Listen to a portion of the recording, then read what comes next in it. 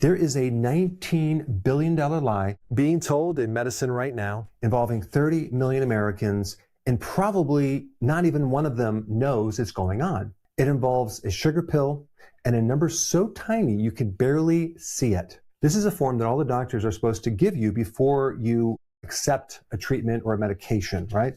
And there's 3 pages of fine print of legalese and massive confusion. And so what I did is I read every single line, and it just didn't make sense to me. It was totally confusing. There was conflicting information. This took me between 8 and 9 hours to wrap my wits around it because I just couldn't understand it. And the average patient in the waiting room probably spends about 30 seconds to look this over, and then they just sign off. It's called an informed consent.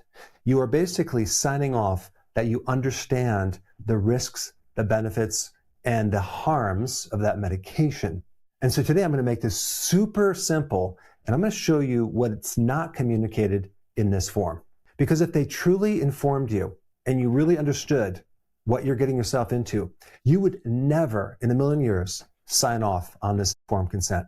A clinical psychologist named Irving Kirsch used to believe in antidepressants. He even recommended that certain patients take them. But then he did something that no one ever did before. He filed a number of FOIA requests, which is a Freedom of Information Act request. And he wanted the raw data from every single antidepressant trial that existed. There's actually 74 of them. The drug companies keep the raw data confidential. And what he found was they only publish the ones that work, okay? 31% of these publications were never published because they didn't come out right. Another 15% were rewritten to make them look positive. Medical doctors actually don't get the raw data to be able to know if it's correct or not. What he actually found is the drug companies have inflated their results by 32%. Now, the entire antidepressant industry, the $19 billion industry, uses this one scale called the Hamilton Depression Scale, and it goes from 0 to 51. These are items that are answered by the doctor, not the patient. So if someone actually looks depressed, they can check off that they're depressed. This is how they diagnose depression, not by a blood test, not by anything objective. It's this subjective Hamilton Depression Scale. And by the way, Hamilton never designed this scale to diagnose depression, but that's what's used as the gold standard. But the way this works is the higher the number, the more severe depression you have, okay? What I want you to do right now is envision this from 0 to 51 as 51 feet across this whiteboard. And so what the drug companies did is they tested a drug against a placebo, a sugar pill. And here's what they found. The placebo, the sugar pill, reduced depression by just under 10 points, 9.6 points. Now watch this. The drug only added a tiny additional 1.8 points. The placebo, the sugar pill, does the heavy lifting.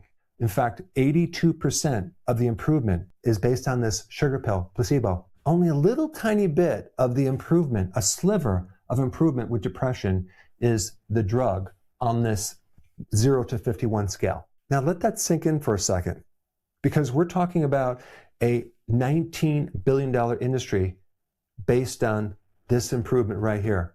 And what's really wild is a good night's sleep can lessen depression by 6 points. That's more than 3 times the effect of the drug. And here's the thing that really got me. In the United Kingdom, the National Institute of Health said that you need at least 3 points for it to be considered clinically significant. Only in America do we allow this tiny number to be significant. So what does a patient get for 1.8 points? Well, they get a black box warning, which for this medication indicates an increased risk of suicide. You get sexual dysfunction, decreased libido, up to 74%. Then you get something called post-Ssri sexual dysfunction. What is that? That means the sexual dysfunction happens when you stop the drug. But now I want to get into probably the worst side effect of all of these side effects, emotional blunting. Now, if you look at this informed consent, it's missing. It's not in the informed consent. Emotional blunting. that affects between 40 and 60% of the patients. So what is emotional blunting? You won't be able to feel enjoyment anymore. You won't be able to feel pleasure. You're basically going to be numb. Yes, you will be less sad. You have less depression, but you will also not be able to experience any emotion, which, by the way, this leads me to this side effect of discontinuation syndrome. You can't come off this drug easily. In fact, you have to go to a doctor to taper off the drug very slowly, sometimes over the course of months or even years, and some people at the expense of $30,000 a year just to come off a drug that they're stuck on. Some other side effects include insomnia, nausea, anxiety, even depression. Now, what's really bizarre about this is what they do with the placebo effect, okay?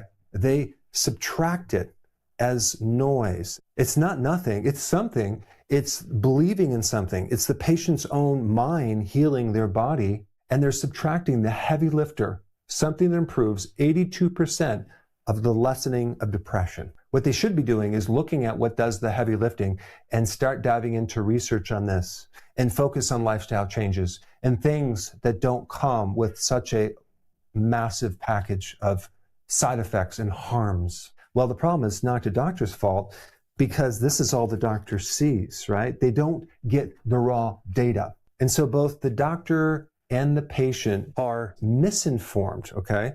So this is really not an informed consent. What I think we should do is create a quick visual of the true data showing the placebo benefit, the benefit from the drug, and all the real side effects, as well as including all the published data. I really don't think it's okay for taxpayers to indirectly pay for Big Pharma's research and not be able to have access to the raw data to make sure that it's correct. If we had all the raw data and all the trials that were done, we would be much more informed, and then a patient can make the correct decision whether they want to get on a drug that they can never get off of, and really if the benefits far outweigh the harms.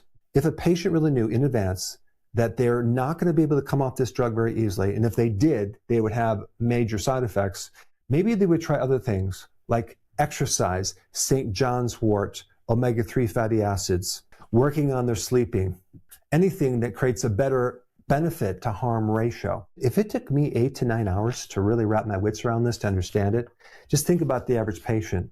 They don't have a clue what they're getting themselves into. Now, I'm not telling anyone to come off their medication, okay? That's between you and your doctor.